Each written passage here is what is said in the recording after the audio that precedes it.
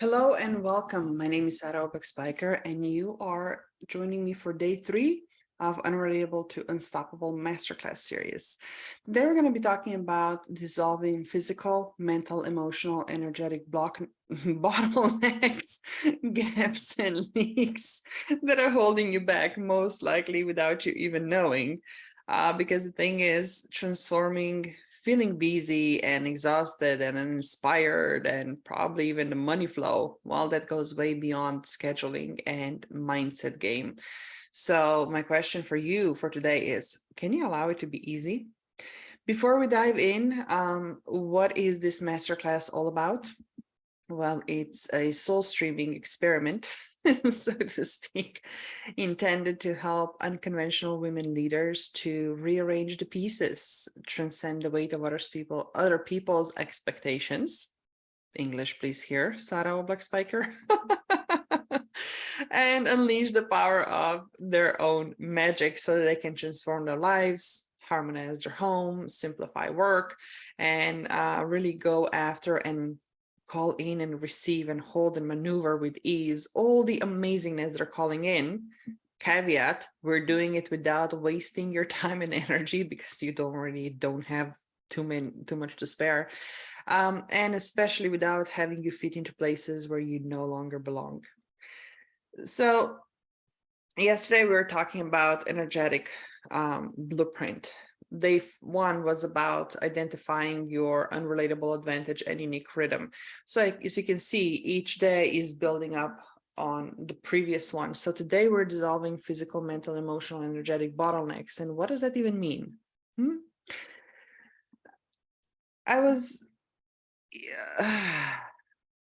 If you go through yesterday's recording, you're going to be presented with a very simple task.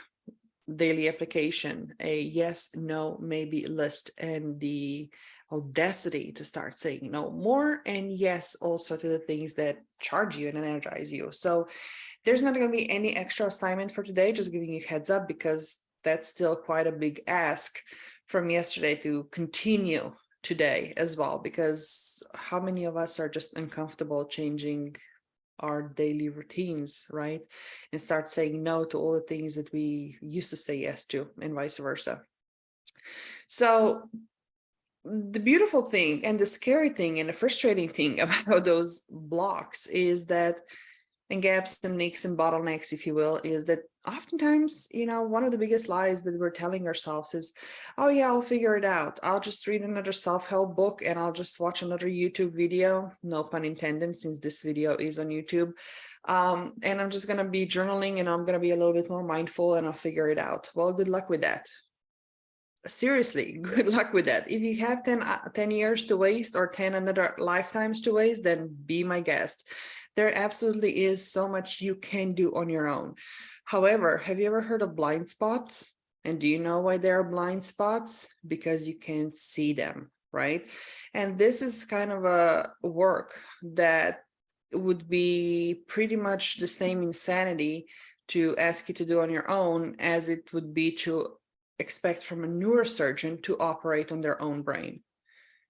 Yeah, right? You can be the best neurosurgeon in the world. You kind of cannot play with the scalpel up there on your own, no matter how much you would like to. And this is the same thing. It's not about being driven by ego or having to prove anything to anybody, or especially for those of us who do this kind of work for a living. There's still much more value, and you're going to get a lot further, a lot faster, with much greater ease when you have somebody pointing those out, right? But that said, what can you do on a daily basis, on a weekly basis, on a monthly basis that will help you dissolve those bottlenecks and gaps and leaks that are holding you back? Well, first it starts with awareness. And usually the first question can be asked in 2 ways, depending on where you're starting. Sometimes I would ask a client of mine, like, what do you want? Where do you want to go? And they would be super clear. and they have this vision worked out in high definition, all the colors of the rainbows, all the details are there. It's perfect. So then the next question is, okay, so where are you now? And then they present the laundry list of things that they're being hung up on and responsible for and struggling with and stuck at and just spinning their wheels just as much as all the things that are just going super awesome, and they are, you know, really excited about it because it's just like the ease is there and they're just plugging away, right? So the question then becomes, okay, what do you need to bridge the gap? And that's where it starts to become really honest conversation and looking at things from a different perspective, from a different angle, because not everything is as it seems, right? For example, if you are into astrology, North Node, South Node, right? How many times have you done something because you default to it? It's just so easy, it's simple, but is it really producing results? Is it really moving you towards where you say you want to be, where you ought to be? Or is it just, like I said, a default because this is something that you already know? For example, if you, let's say, have a South Node as a strategist, as a planner, right? This is something that you can do with your eyes closed at 3 o'clock in the morning with one hand tied behind your back.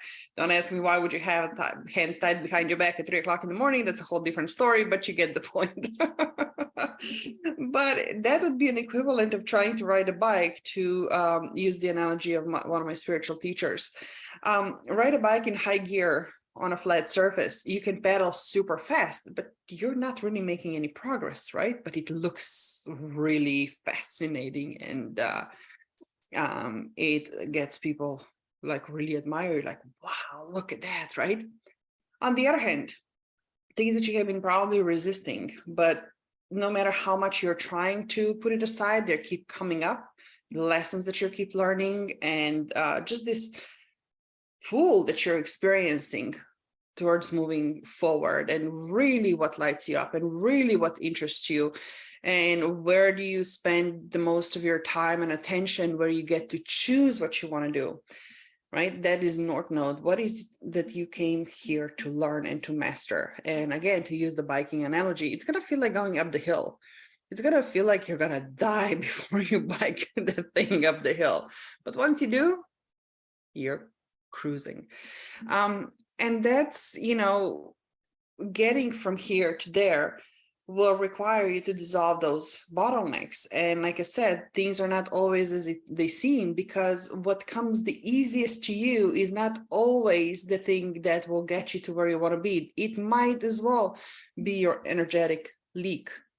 So yeah, when you go back to yes and no list, layer that, what do you want to call it, factor that in as well, and you get a very different read from that list, right?